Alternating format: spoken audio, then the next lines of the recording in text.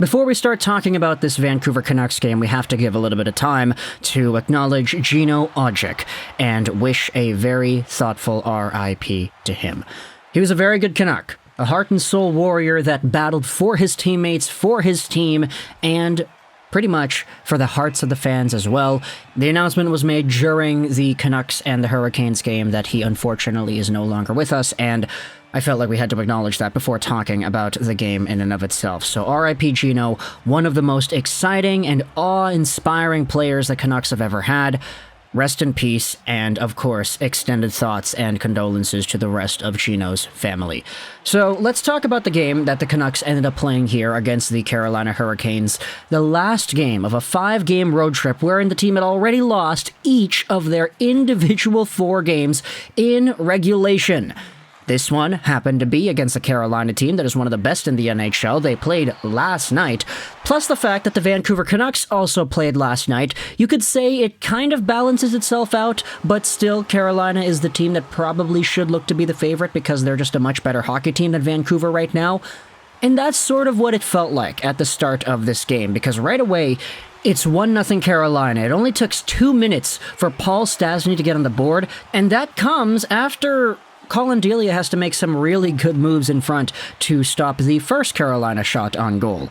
After the Stastny goal, the Hurricanes didn't get a shot on goal for I think it was like 10, 12 minutes of time on ice or whatever it was, and the Canucks actually had some pretty good zone time themselves. However, the last laugh of the first period is for Carolina once more, as Jordan Martinook ends up getting a goal with like 40 seconds left in the period. It's 2-0 Carolina, assisted by Jacob Slavin over there. So the Hurricanes have a multi-goal lead. Canucks fans on social media are feeling the hopelessness once again because even though the Canucks had some zone time, they still didn't have anything to show for it. Down 2-0 at the start of the second. Things get really interesting as the second period goes along because the only goal scored in this frame is scored by former Carolina Hurricane Ethan Bear. Assisted by Studnicka and Kuzmenko. Studnicka plays the puck in the corner. He digs it out, passes it out to Kuzmenko. Kuzmenko finds Bear, who walks right in and goes upstairs on Pyotr Kochetkov, bringing the Canucks deficit to within 1. The third period then comes along, and this is where things get really interesting, because Quinn Hughes sends a long stretch pass to JT Miller, who picks it up, comes in on a breakaway. His shot firstly goes off the post. He pounces on the rebound and busts it right by, so it's tied 2-2.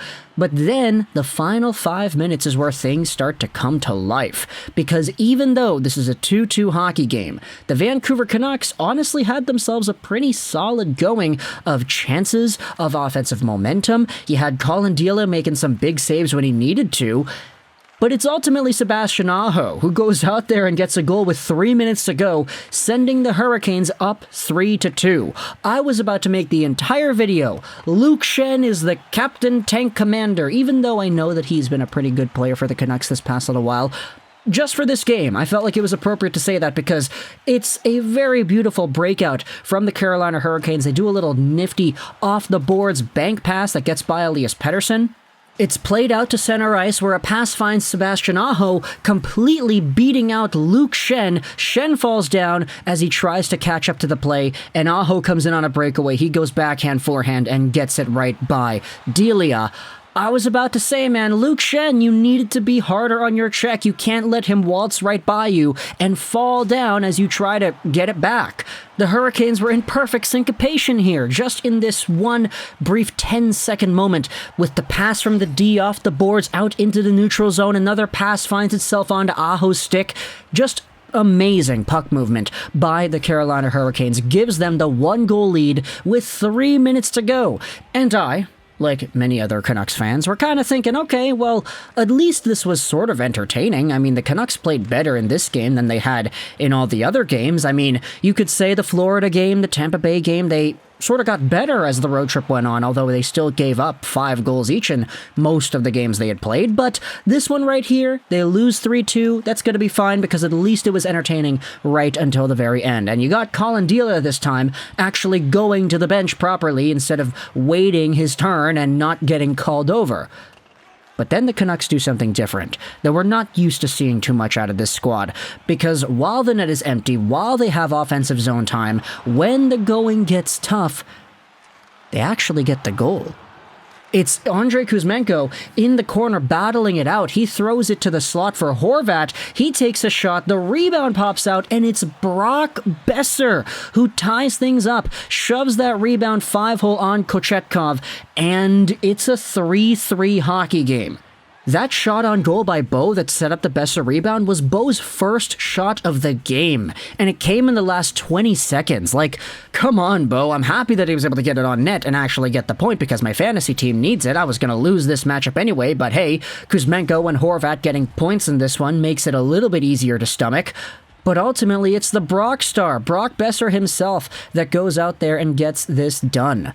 Tied 3-3 heading into OT, and this is kind of why Connor McDavid said that the shootout is not really the best way to end hockey games, because that 3-on-3 overtime was incredible. Oh my goodness. I don't think I even can, label all the shots and all the saves that were made, but Kochetkov had some really good moments. Colin Delia had some stone-cold saves. Just some crazy shots on goal. Great zone time, great passing by both of these squads, but ultimately the goalies stand tall, and we have no goals at the end of 5-minute 3-on-3.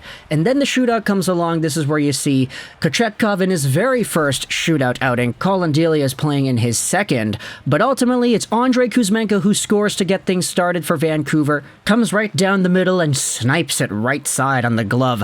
Very easy looking shot for Andrei Kuzmenko. The Russians respond with another one. It's Andrei Svechnikov who comes in and dangles the pants out of Colin Delia. And then you have yourselves Teuvo Teravainen, who hits the post on a backhander after deking Delia out himself too. It's just this one went off the crossbar. The crowd goes wild. They thought that Teravainen had scored, but no, that breaks Teravainen's perfect 100% 2-for-2 record on the season so far. He's now 2-for-3. And then it's Elias Pettersson. Oh my goodness, what a guy.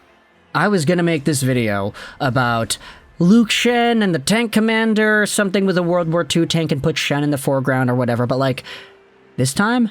Nah, I don't need to do that. We've got Elias Pettersson, and he pulls off the Peter Forsberg to give the Canucks the win. That's the, second time he's done that move? The third time? He's done this move so often that it kind of blows my mind that he's still trying it and it's still working. The thing is with Petey is that he doesn't do this move all the time. He does this once a year, maybe once a season, but it works. It works because Pettersson is so gosh darn good. And a part of me is thinking maybe Pettersson realizes, okay, this is a rookie goalie in shootouts. He's never had an NHL shootout before, so what are the odds he knows how to face this type of a shot?